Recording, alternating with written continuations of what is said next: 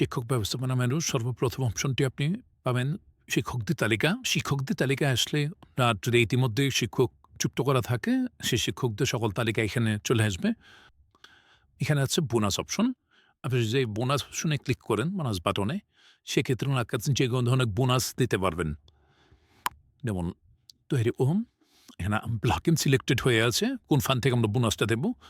প্রতি ফান্ডে যে পরিমাণ টাকা আছে ওই পরিমাণ টাকা থেকে আপনাকে বোনাস দিতে হবে। যেমন দেখেন, বেতন ফান্ড সিলেক্ট করার সাথে হয়তো বেতন ফান্ডের টাকা, জাকাত ফান্ড সিলেক্ট করার সাথে হচ্ছে জাকাত ফান্ডের টাকা, এবং জাকাত ফান্ডে এখন ৬,২০০ টাকা আছে মাত্র।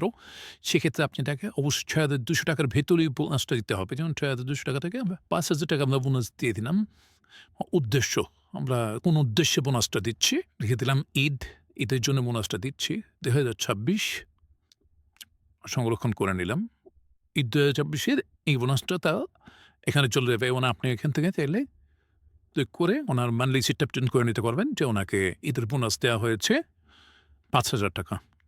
আপনি যে ফান্ড থেকে বোনাসটা দিয়েছেন সেই ফান্ড থেকে অটোমেটিকভাবে এই টাকাটা কেটে যাবে।